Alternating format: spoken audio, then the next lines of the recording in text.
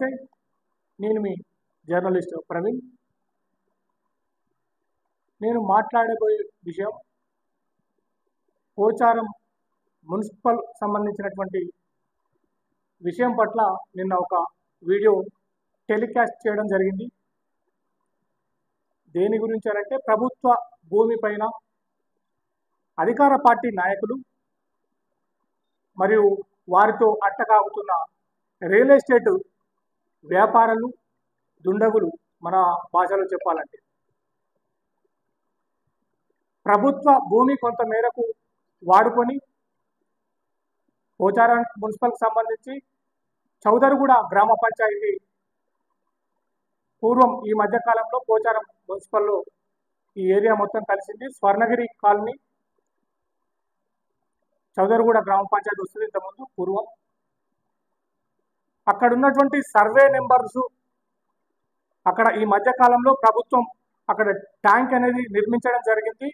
ఆ area surrounding మొత్తం ప్రభుత్వ భూమి అని ఫెన్సింగ్ వేయడం జరిగింది. దాని పక్కన కూడా ఈ ఏరియా మొత్తం ప్రభుత్వానికి సంబంధించిన భూమి అని చెప్పి అక్కడ ఎలిగేషన్ చేసి, ఎలిగేషన్ అనేది ప్రభుత్వ భూమి, వారికి పర్మిషన్స్ ఇవ్వకుండా గతంలో అక్కడ చేసినటువంటి విషయం. అయితే ఇప్పుడు ఆ ప్రభుత్వ భూమిలో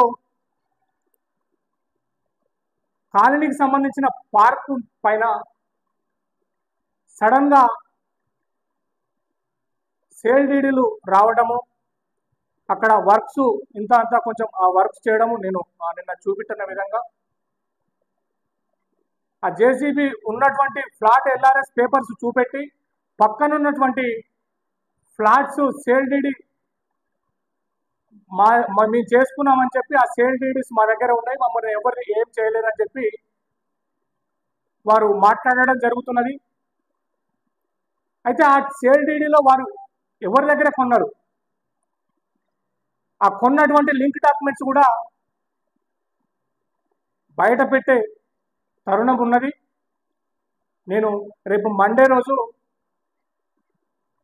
ఇక్కడ నారపల్లికి సంబంధించినటువంటి రిజిస్ట్రేషన్ ఆఫీస్ ఏదైతే ఉందో అక్కడ వెళ్ళి దీని మీద క్లారిఫికేషన్ అడగడం జరుగుతుంది.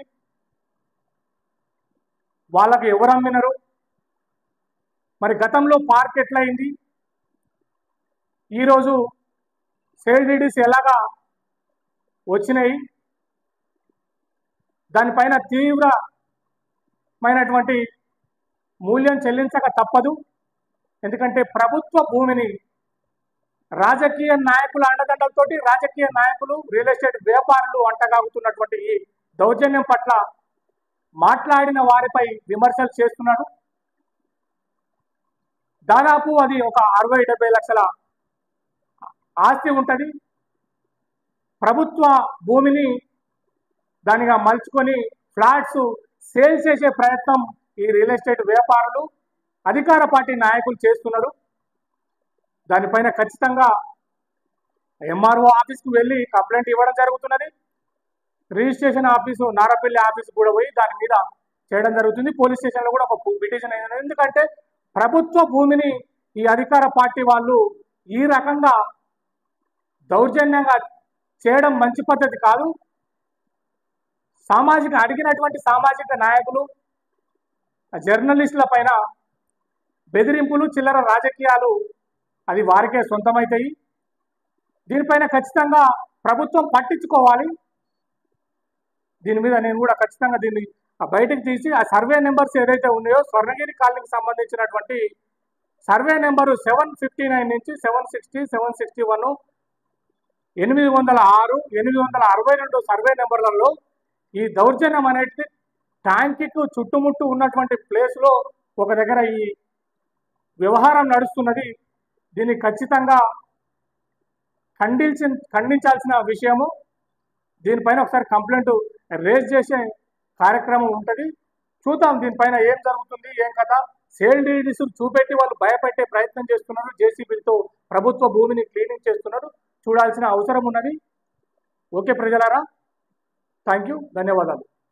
వాళ్ళు అట్లే కబ్జా చేసారు, మళ్ళీ వీళ్ళు కూడా అట్లే కబ్జా చేశాడు. రేపు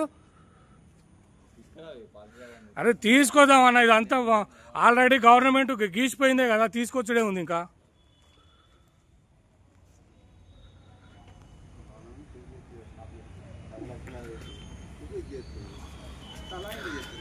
ఇక ఉన్న